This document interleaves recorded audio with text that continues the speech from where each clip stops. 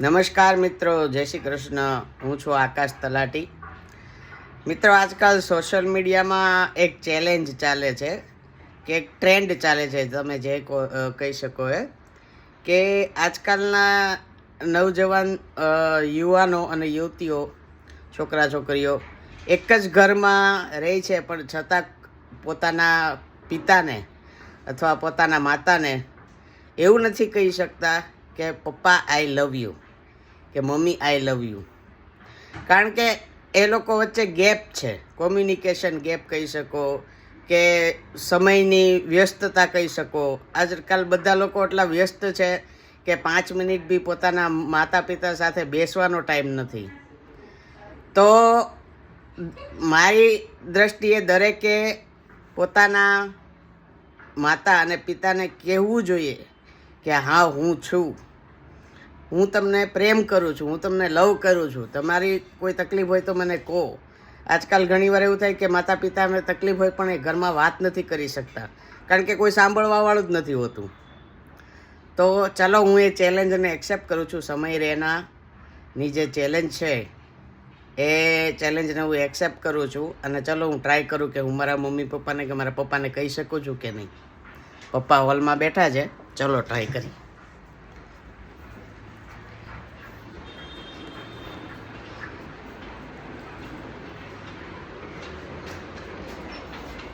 પપ્પા. હા, જય શ્રી કૃષ્ણ બેટા. કેમ છો? મને બેસવા દે ને તમારી બાજુમાં. સરસ સરસ, બેસો બેસો. કેમ છો તમે? મજામાં? મજા મજા, આનંદ આનંદ. પપ્પા આઈ લવ યુ. હા, thank you. I love you too. Thank you પપ્પા. પપ્પા, તમારા કોઈ સપના હતા જે હું પૂરા ન કરી શક્યો હોય, કે યુવાનીમાં તમારા સપના હોય જે તમને એમ હોય કે મારે આ કરવું છે, આ કરવું છે, પણ બાકી રહી ગયા હોય, એવા સપના તમે યુવાનીમાં જે પૂરા ના થઈ શક્યા હોય, એવા કોઈ સપના હતા તમારા? મારા બે જ સપના હતા. હા. એક, મારે ચારધામ જવાનું હતું યુવાનીમાં. હા. અને બીજું, મારે મારી પર્સનલ કાર હોવી જોઈએ. પર્સનલ ગાડી તમને એવું જવાનીમાં શોખ હતો કે મારી પાસે પોતાની પર્સનલ કાર હોવી હા, જોઈએ? મારી પોતાની કાર હોવી જોઈએ મારી પાસે. બંને સપના પૂરા થઈ ગયા? બંને સપના તે મને પૂરા કરી દીધા. I am happy, I am satisfied. Thank you પપ્પા. અને યુ ટુ. થેન્ક યુ પપ્પા, I love you.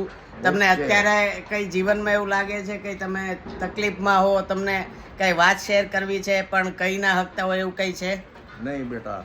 Thank you પપ્પા. તું સદા સુખી રહે, આનંદમાં રહે અને તંદુરસ્ત રહે, એવા મારા આશીર્વાદ છે તને. તમે બી સદા તંદુરસ્ત રહો પપ્પા. હું 24 કલાક તમારી હારે જ છું.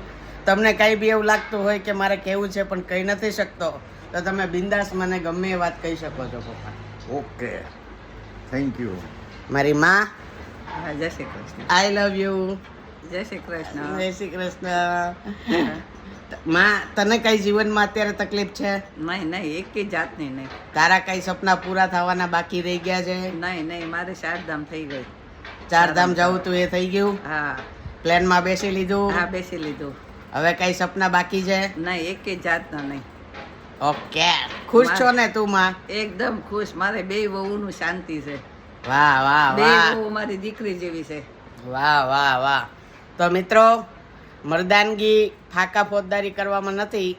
મારો સાચી મર્દાનગી એ છે કે તમે તમારા માતા પિતાને સમય આપો, એમની સાથે બેસો, એમના સપના પૂરા કરો.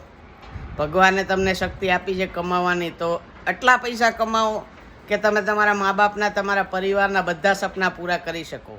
અને ખાસ એમની સાથે બેસો, એમની સાથે ટાઈમ સ્પેન્ડ કરો. પછી જ્યારે એમની ગેરહાજરી હશે ત્યારે તમને એવો અફસોસ થશે કે મેં પપ્પા હારે આ વાત કરી લીધી હોત તો કેમ હતું, મેં પપ્પા હારે આ વાત કરી હોત તો કેમ હતું. પણ ત્યારે એ પપ્પા તમારી સાથે હશે નહીં. અને ત્યારે તમે એમની ગેરહાજરીમાં એમના પાછળ કરોડો રૂપિયા વાપરો, આ કરો ને તે કરો ને, એની કંઈ જરૂર નથી. જ્યારે એ હાજર છે ત્યારે એમની સાથે સમય વિતાવો.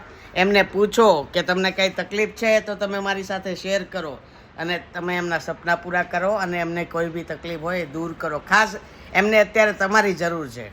એમણે એમની આખી જવાની પૈસા કમાવામાં દોડધામ કરી, છોકરાઓને મોટા કરવામાં ગુમાવી દીધી છે. અત્યારે એમને કશું જ નથી જોતું, એમને તમારો સાથ જોવે છે. તો તમે એમને સાથ આપો, સમય આપો. Thank you.